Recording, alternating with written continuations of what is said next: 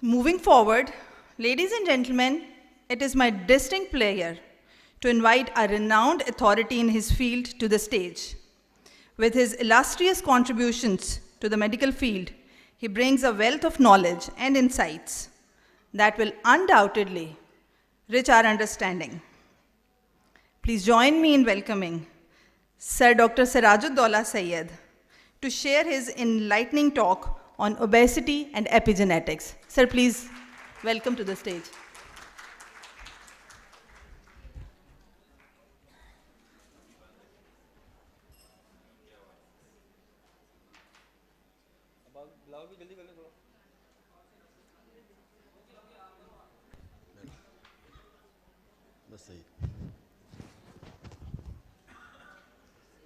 Thank you, बहुत शुक्रिया आपका, थैंक यू। वो पॉइंटर है उसकी ज़रूरत नहीं, पहला वहाँ का अच्छा, ये पॉइंटर, ठीक है, थैंक यू। बिस्मिल्लाहिर्रहमानिर्रहीम। ख्वातीन एंड हज़रात, हज़रात कम है तो इसलिए ज़्यादा मैंने बोला। ये it's very joy for me to come and talk to the clinicians, gynecologists पूरे मुल्क के, और discussing a topic which is difficult, of course, but I will try my best to handle it as best as possible. Obesity and epigenetics. Obesity इस hall में मेरे ख्याल में तकरीबन 30% तो होंगे ओवरवेट। मैं 3 kg ओवरवेट हूँ ऑलरेडी, हैं? डर के बोल रहा हूँ। तो overweight, obesity is almost epidemic, almost. I mean Pakistan में, ख़ास के शहर में तो कहते हैं, किसी किताब पढ़ा मैंने, 66% शहर के अंदर, गाँव में थोड़ा कम होगा। It is frightening actually, obesity. And epigenetic क्या रोल करता है इसके अंदर, ये बहुत डिफ़िकल्ट सब्जेक्ट है, लेकिन I have tried taking some information from different areas. It is a subject but very interesting, very interesting. सब जानते हैं इनको, इनके करीब कोई ना जाए, सब जानते हैं। और ख़ास के सेंट्रल ओबेसिटी जो हमारे एशियंस की है, बड़ी फ्राइटनिंग है ये। What I will do in next 10-20 minutes, I will talk about obesity, its pathogenesis mechanism, its any role of genetics and epigenetics, and then of course what exactly behind it. मैं पहले एक subject कह दूं कि ये मोटापा ऐसी चीज़ है, मैं आखिर में इस पर ज़्यादा समझाऊंगा आपको। ये एक तरह का रिवॉल्यूशन है बॉडी के अंदर। आपके फैट सेल्स आपको काबू करते हैं, आई मीन आपके फैट सेल्स आप पर हावी हो जाते हैं, अंदर से क्रेविंग होती है। रात को आप किचन में घूमते हैं, किचन बावर्ची खाने से फ्रिज खोल के कुछ खा लिया, खजूर खा लिया, खजूर अच्छी चीज़ है, खा लिया। ये क्रेविंग जो होती है ना, ये एक तरह काबू कर रहा है आपके पास। मैं उस पर आता हूँ कुछ देर में। What is obesity? We all know excess of fat leads to excess body weight, leads to all these diseases, type 2 diabetes, dyslipidemia, cardiovascular disease, hypertension and cancer. Cancer, we all know. Breast cancer खास करके higher है obese ख्वातीन में। तो it causes so many diseases. कहते हैं 100 बीमारी की एक बीमारी मोटापा, मशहूर कहावत है ये। इसमें कैसे हैंडल करे इंसान, साइंटिफिकली हम सब जानते हैं, आप लोग क्विकली रिवाइज कर रहा हूँ। BMI इज द ट्रेडमार्क कि आप कौन ओबीस है, कौन मोटा है, कौन पतला है। 18.5 से 25 तक is normal, this is overweight more than 25, more than 30 is obese, 35 के ऊपर is morbidly obese. I hope यहाँ कोई नहीं है morbidly obese, कोई नहीं है। obese तो हैं काफ़ी यहाँ पे भी। और of course 40 के बाद is dangerous. Some book have said fatally obese. Anytime anything can happen. And it is said when a person is fatally obese, say 400 pound, the 200 kg, actually the fat volume is so much in the body and the poor heart is pumping blood, sending oxygen to it. क्या करें, मजबूर है, भेजना पड़ेगा। लेकिन एक time ऐसा आता है कि हार्ट कहता है enough is enough, sorry, and फिर sudden death happens. This fatally obese is a dangerous thing. वहाँ कोई नहीं है, I am sure about it. हम में यहाँ पर ओबीज तो हैं काफ़ी, मोrbidly ओबीज भी नहीं होंगे, लेकिन मैं बार बार कहता हूँ please take care of yourself. And obesity America में more than 40% are obese, Pakistan में more than 30% as a whole, लेकिन अर्बन एरिया में, शहरों में ज़्यादा हैं. सब जानते हैं हमें उसकी कॉज क्या है, वो सब टाइम नहीं हुआ. असल से फ्राइटनिंग ये है, 20% चिल्ड्रन पाकिस्तान ओबीज और overweight, and it is frightening. बच्चों में प्रॉब्लम क्या है पाकिस्तान में? जो बंदा मोटा नहीं है कहेंगे तुम कमज़ोर हो, बीमार हो, क्या खैरियत तो है. और जो मोटा है कहेंगे ओ व्हाट हेल्दी, बंदा हेल्दी है. हमारा एटीट्यूड यहाँ पर, एंड दिस इज एपिजेनेटिक, हमारे यहाँ पर एटीट्यूड डिफरेंट है. Epigenetic is something which I come in a minute, जो without changing the gene it acts. हमारा मेंटल एटीट्यूड, हमारी एक ख्वाहिश टू बी मोटा, चूंकि सोसाइटी में मोटे को अच्छा समझा जाता है.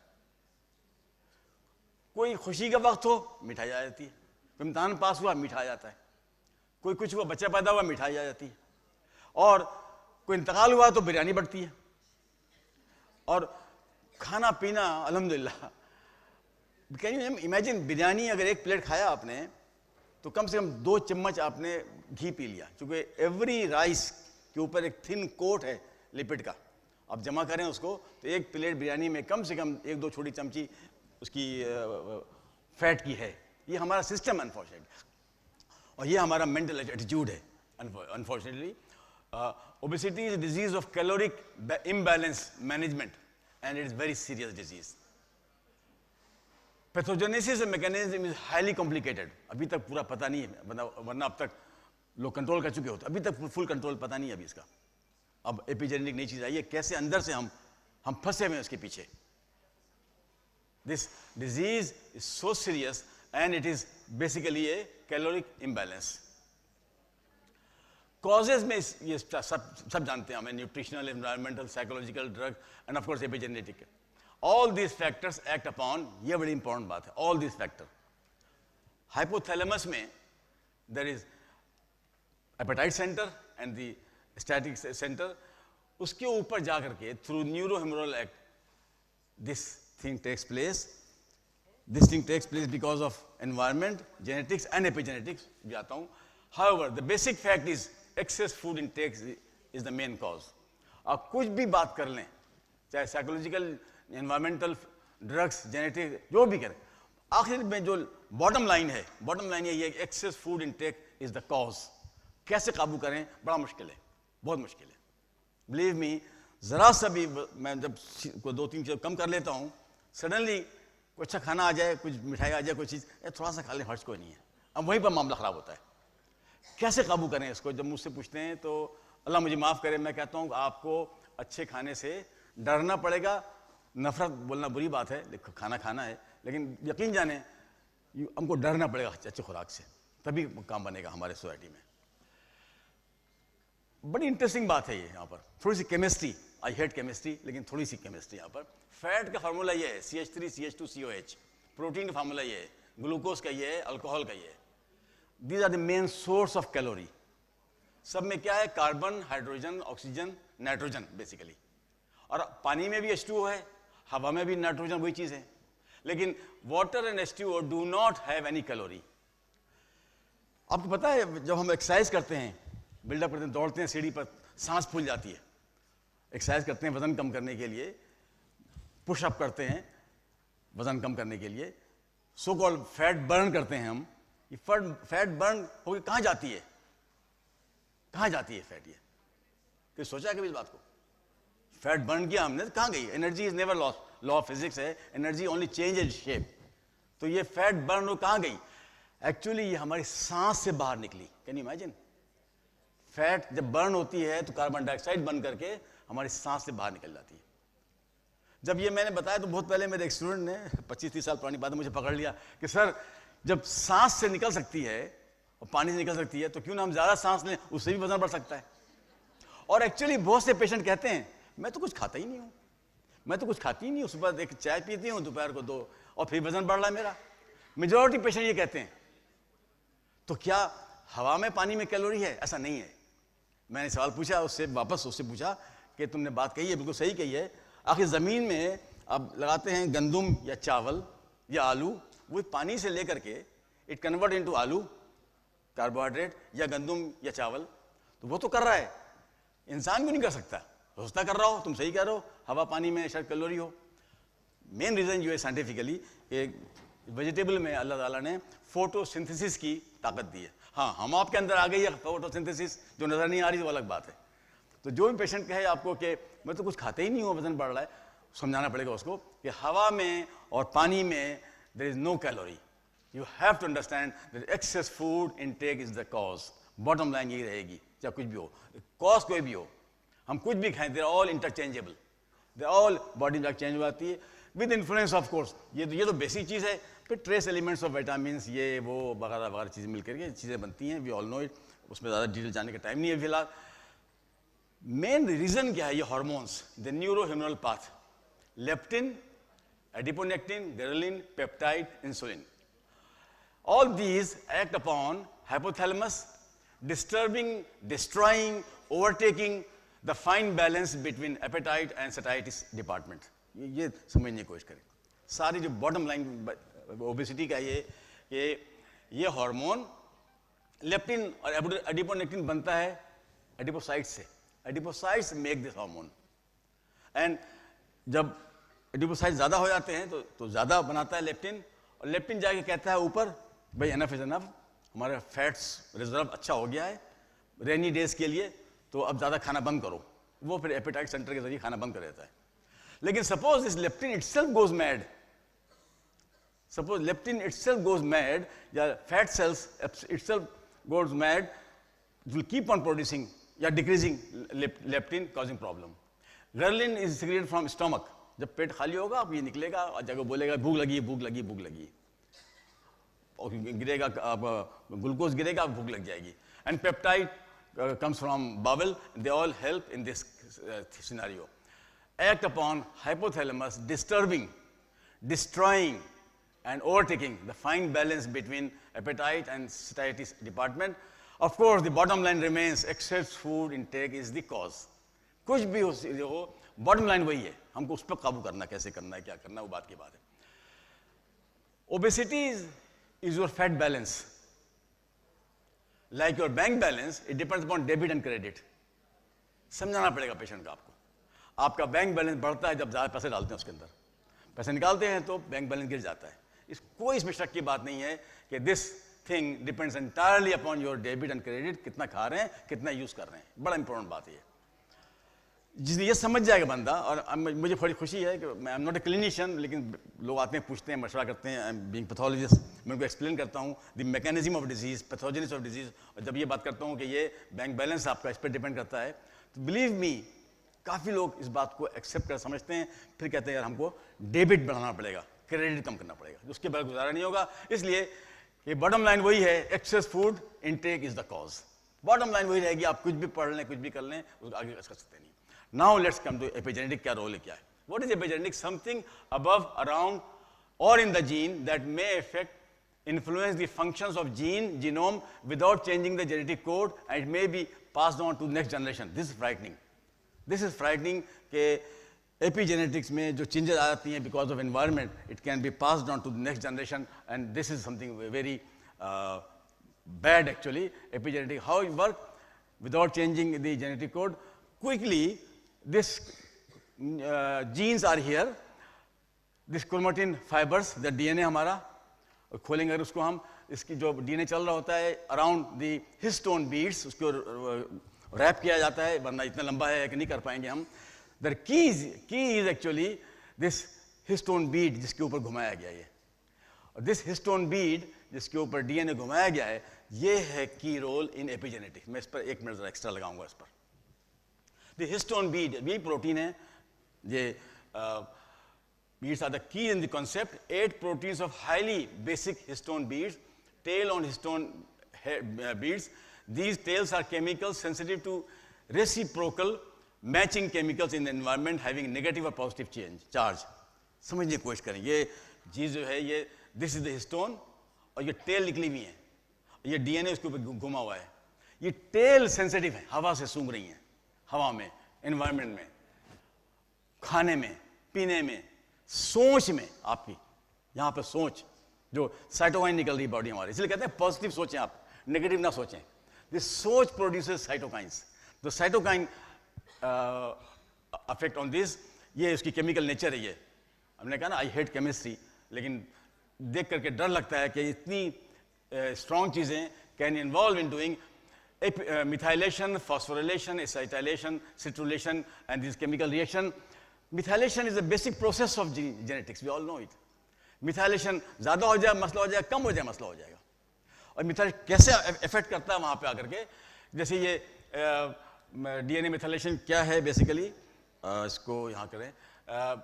मिथाइल ये डीएनए चल रहा है यहाँ पर है, ये हिस्टोन बीड, जो जीन इसके ऊपर है वो भी फंसी हुई बंद है। ये सब मुख्तलिफ चीज़ें जो है हेल्प करती हैं इसमें। ये जो बीड इसके ऊपर चिपका हुआ है ये बंद है अभी, ये जो लाल वाला है दिस इज द डीएनए जिसके अंदर मैसेज है, कोई मैसेज, इंसुलिन बनाने का या गर्लिन बनाने का या लेप्टिन बनाने का, जो भी कह लें। जब तक ये बंद क्या हुआ कुछ नहीं करेगा वो, लेकिन जैसे ही ये हिस्टोन खुलेगा और ये बाहर आया then DNA is accessible for gene activity. ये बड़ी इंपॉर्टेंट बात है। जब तक कि कोई डीएनए उसके ऊपर लेपेटा हुआ टाइट, मेरे काम नहीं करेगा वो। जैसे ही खुला लूज हुआ it is open to environment for methylation, citrullination वगैरह वगैरह जो भी, and that is what happen when the environment helps in this thing. ये कैंसर की बात नहीं कर रहे हम, लेकिन epigenetic factors when it comes and touch one of the tail of this histone tail and उसको खोल देता है, तो जो जीन यहाँ फंसा हुआ था अभी वो बाहर आ गया, उसके ऊपर जो एक्शन हो सकता है। इसमें जीन चेंज नहीं हुआ, मजे की बात है जीन चेंज नहीं हो रहा, लेकिन टेम्पररी तौर पर वहाँ पर एक्शन कुछ हुआ और वो चीज़ हार्मोन बनी या नहीं बनी, हम उसमें डिटेल नहीं जा रहे हैं कैसे बनी, लेकिन कभी कम बनी, मिसाल तो अब लेप्टिन ज़्यादा बन गई या कम बन गई, that can create trouble. For example maternal diet अगर कम है, अगर फेमिन आया हुआ है, मेटरनल जेनेटिक बैकग्राउंड में कमजोरी है, this baby is epigenetic modification during development leading to all this possibilities including obesity, और भी चीज़ें हैं। ऑन द अदर हैंड अगर पेशेंट ओबीज है, डायबिटिक है, उसके अंदर जो चेंजेस आएंगे, ये germ line modification because of the histone disturbance and this gene activity, this can go not only to first generation, can go to generation first, second, even third generation जा सकता है ये, क्योंकि जो चेंजेस आ गई उसके अंदर, जीन में चेंज नहीं है लेकिन उसकी हिस्टोन की डिफरेंस वजह से मसला हो गया इसके अंदर, जर्म लाइन में जा सकता है आगे आगे। They can even cause psychological traits and biological traits, they can lead to इवास and Gawas, genome based and epigenetic based association system, all this involve. Even brain में व्हेन दिस सेल्स, ब्रेन में cell तो divide नहीं हो रहा, लेकिन उसमें भी histone है, उसमें भी जो क्रोमोसोम है, when they get open and start methylation, methylation is a routine normal process, either it activate the gene function या डिक्रीज द जीन फंक्शन, दोनों काम में ये हेल्प करता है ये। And this thing when happens it can interfere again with the histone Beed changes leading to different या abnormal या over या under production of certain protein। सारा खेल प्रोटीन का, प्रोटीन सिंथेसिस। मैं खड़ा हूँ under influence of some protein, आप सुन रहे हैं under influence of some protein, good protein of course, protein synthesis हो रही बॉडी में हमारे, वो डिस्टर्ब हो जाएगा एनवायरनमेंट की वजह से, वो मसला है। क्या कर सकती है diet, physical activity, tobacco, alcohol, gutkha, ये सब हम जानते हैं, certain drugs, they all can cause obesity by changing the not genetic code but influencing the protein formation function. और उसके लिए एनवायरनमेंट और जेनेटिक पुराने ज़माने में कहा गया था कि nature is the genetic, nurture is environment. Of course बीच में आकर के with the help of epigenetic modification there में भी फिनोटाइप में भी चेंज, फिनोटाइप जो अपीयरेंस है बंदे का वो चेंज अगर हो गया बिकॉज ऑफ एपिजेनेटिक मॉडिफिकेशन। ये जो फर्टिलाइजेशन हो रहा है ह्यूमन एग ह्यूमन, उस वक्त से काम शुरू हो जाता है। अगर एनवायरमेंट सही नहीं है, कैन यू इमेजिन, आप सब जानते हैं कि फिलिपिन ट्यूब के अंदर ऑक्सीजन कम होता है, कार्बन डाइऑक्साइड ज़्यादा होता है, 5% होता है कार्बन डाइऑक्साइड। नॉर्मल में हमें चाहिए होता है कार्बन डाइऑक्साइड कम 0.4%, लेकिन यहाँ 5% है, ये ज़रूरी है उसके लिए वहाँ पर। अगर किसी वो बढ़ जाए घट जाए तो even at that stage epigenetics can involve and create trouble. इसमें और डिटेल बड़ी स्टडी हुई इसके ऊपर, अब पढ़ेंगे जानेंगे समझेंगे इसको। This thing is being formed, ये इन्वॉल्व है। अगर माँ का इन्वायरमेंट सही नहीं है, एपिजेनेटिक्स सही नहीं है, ये एक एस्टेब्लिश फैक्ट है कि एक चूहिया को उसको ड्यूरिंग प्रेगनेंसी बहुत डिस्टर्ब रखा गया, बहुत डिस्टर्ब। जब बच्चे हुए तो वो डिस्टर्ब थे थ्रू आउट, जिटरी थे। जिस चूहिया को खिलाया गया अच्छा खाना पीना, उसके बच्चे पैदा हुए बड़े स्मूथ थे, वो ज़्यादा डिस्टर्ब नहीं हुआ। ये all this thing, nothing is gene but epigenetic. This is so fascinating when you go in detail. Diet होने बात कर ली हमने, यही बात कर ली। ओबेसिटी एंड जेनेटिक्स, ये लास्ट स्लाइड मेरी है, and I want your entire attention on this. Highly complicated interaction of dozens of hormones and chemicals, the cytokines, good and bad, negative and positive, promoting, helping, suppressing, cutting, destroying each other. ये hormone आपस में बात करते हैं body के अंदर, they talk to each other under influence from genome, epigenome and the ever changing environment. They communicate to each other, किस वक्त क्या करना है, कैसे करना है, कॉन्स्टेंटली। इसी में कहते हैं अगर आप नेगेटिव थिंक करें आप नेगेटिव थिंक बात करेंगे, आप पॉजिटिव थिंक करें आप पॉजिटिव बात चलेंगी। बड़ी इंटरेस्टिंग बात यहाँ पे। At times and a time comes when hormone like leptin, adiponectin and ghrelin take over the metabolism, a kind of martial law. And I mean it, a kind of martial law, not listening to the rules of endocrines. Adipocyte decreases production of leptin, leptin कम होगा, भूख ज़्यादा बढ़ेगी। Adiponectin कहते हैं burning hormone है, ये fat को burn करता है, ये नहीं बनेगा, वो नहीं होगा, ये under influence of your epigenetic also. Stomach keeps on producing ghrelin, increasing the appetite. Can you imagine? All increases the fat, leading to a morbid obesity and beyond. Fat becomes martial administrator. आपका जो adipocytes है, वो size में बड़ा हो जाता है, and somehow they take over the mechanism of normal endocrine, and it becomes selfish. It almost becomes cancer, killer actually. बाद में end story cancer की है. I mean, people say, थोड़ा सा सियासी बात नहीं कर रहा हूँ मैं, लेकिन कहते हैं कि martial law is a cancer of a country. Martial law, they say, is something which take over the country like a cancer in a body, not knowing stupidly that if the body dies, cancer also dies. Similarly, more or less यहाँ पर ये कि fat takes over the metabolism. When the adipocyte takes over the metabolism, it takes over not knowing stupidly. When the body dies or collapse, the fat itself will be die. With that, I thank you very much. And for any question, I would like to answer it. ज़्यादा time तो नहीं लिया, सही है, चलें।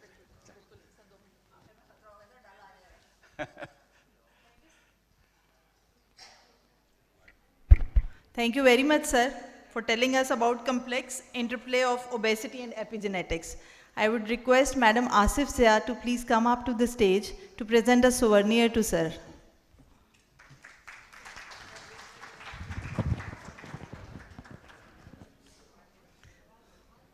Genetics पे तो शायद कंट्रोल नहीं है, लेकिन सर हम एपिजेनेटिक्स पे कोशिश करेंगे काम करने की आइंदा से।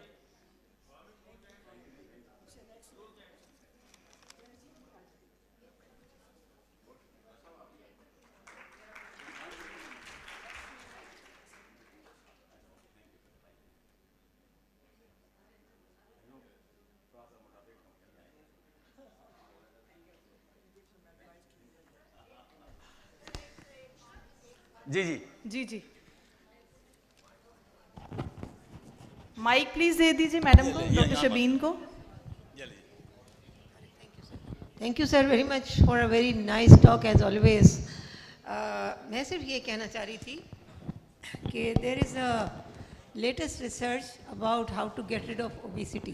पहले हम कहते थे 1000 कैलोरीज की डाइट ले लें, फिर कहा 800 ले लें, फिर कहाँ 600 ले रहे हैं.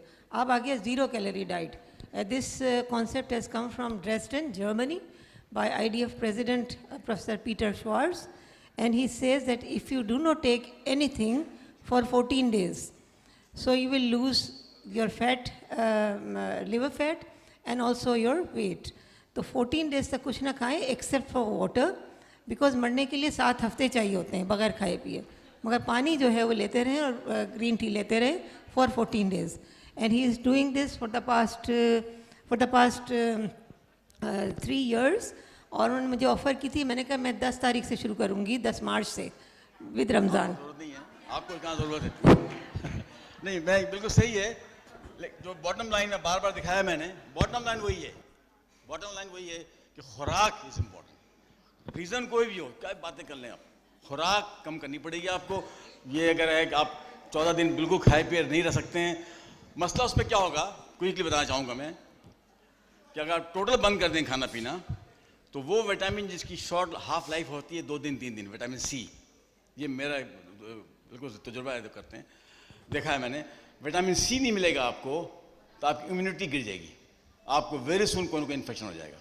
विटामिन सी की हाफ लाइफ सिर्फ 2 दिन है, इसलिए अल्लाह ताला ने तकरीबन हर खुराक में रखा है, हर सब्जी में, हर अनकुक चीज़ में आपको विटामिन सी भरा हुआ है.